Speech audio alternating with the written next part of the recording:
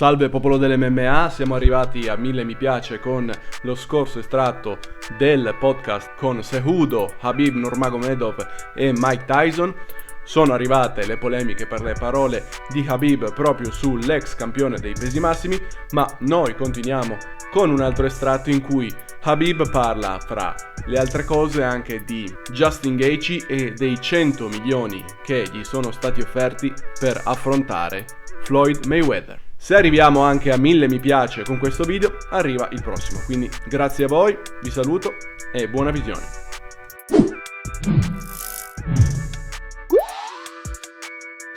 Beautiful person. Now you go off, obviously you beat Conor McGregor, you know, you become an instant star, man. Like you become No, you're the best fighter in the world. I still believe I'm the best. I do honestly. too. I still believe. I can compete with anyone, like even right now. I finished almost 1 year ago, but I still believe. Every day I train, I'm in the gym, you know, I love this. You know, it's like... And nobody's debating you. You're the best. yes, I still believe. Yeah, you know. so Khabib, so you go off, you win your title, obviously you knock out Conor McGregor. I mean, you tap him out, Conor McTapper, as we call him. Yeah, sick. They got the sick people. I get it from the trolls. You go off, and obviously you defeat Dustin Poirier, where people thought he had a potential. I never thought it. I don't think any of these could honestly beat you, but you ended up defeating him.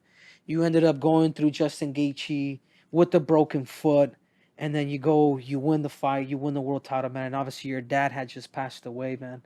And I resonated so much with you crying. I knew there was something like deeper than you just winning a world title, man. You decide to hang up the gloves, man. Is that the most emotional feeling you've ever felt in your fighting career? Yeah, I think so. Like 24th October, that night, it was like most emotional moment for me in my life, you know. It's like because you know, it's like that time my dream become true, but without my father, you know. Mm-hmm. My dream become true. It's like not about defend my title, you know. I truly believe at that time I was on top of MMA community, like I was the best in the world, like pound for pound. Yeah, I believe that. I was the best that time. Next day, I don't talk about next day, like 23rd October or 25th. I talk about 24 October when I finished Justin Gaethje. I was the best in the world. I don't talk about right now. Right now, I really believe like other guys, like I think like Kamaru Usman. But my dream was like become on top, and that's it, and finish, you know. Yeah.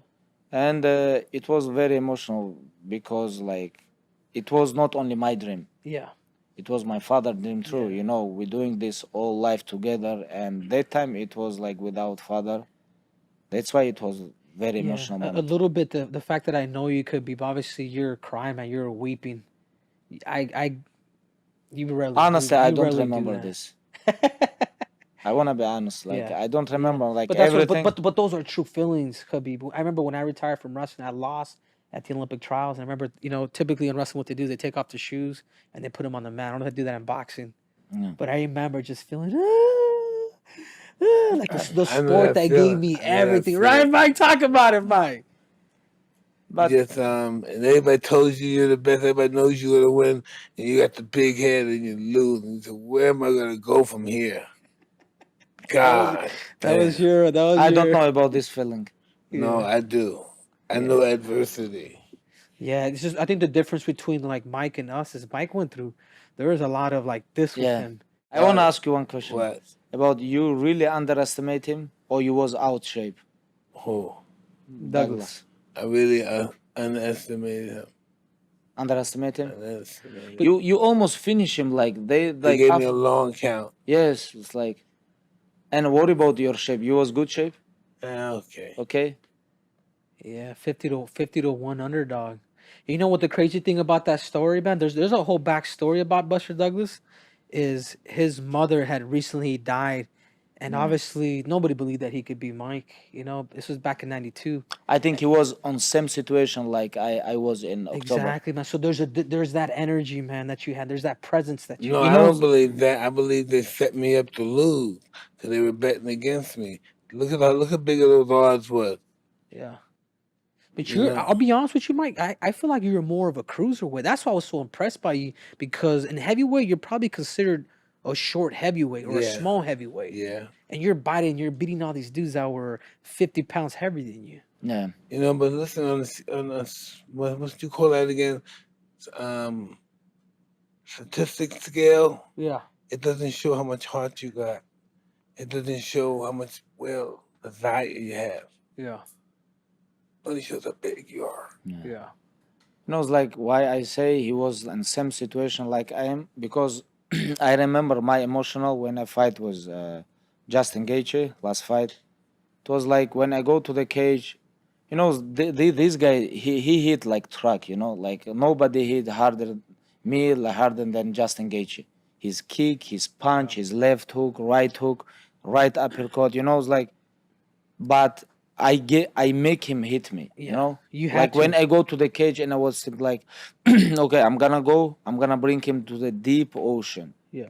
Deep ocean is like I'm gonna make him tired on stand up, and I'm gonna bring him on ground and finish him there. You know, first of all, what I have to do because he have very good wrestling base.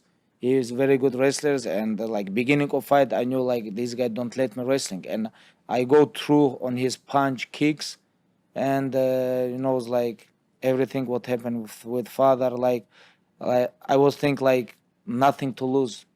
Nothing to lose. I'm gonna go like, and my coach tell me, hey, listen to game plan, be careful, head movement. You You know, already it's like, had. You're talking about your father. Your father's plan that they talk about. yes, like take him down. You know, it's like, but I don't listen to everything what coach say, Yeah. but because I was very emotional. And inside I the remember cage. that fight too, Khabib, and I'm like, and that's why I know it's like I always think like the best legends in the sport are the ones that are better competitors than they are fighters. And I remember watching that fight with you and Justin Gaethje, and you pressed him, Yeah. and nobody has ever done that, because when you pressed him, you took away that leg kick that he does, that he's so famous for, and then you ended up bringing it down to the ground, and then you ended up finishing him. But I do remember this is he's a killer, but he's got a kind soul to him. I remember you didn't want to hurt Justin Gaethje, so you decided to get on top of him and do the triangle choke, because obviously you knew that his mother and his father were in attendance. Yeah, you know, it's like I met his parents like before the fight, like it was 3 days before the fight, and I knew his parents gonna be there. Yeah. You know, and I know this guy very tough, and he never give up. And I go to the like arm bar. I understand maybe this guy's non top, and I'm gonna break his arm, you know, in front of his parents. And I was like, and I transitioned to the triangle choke. You know, like when you choke people. Oh, see, you want to break his Even arm. if you don't tap, you sleep. You know, this is much better than if you broke your opponent arm. I You know? think so too.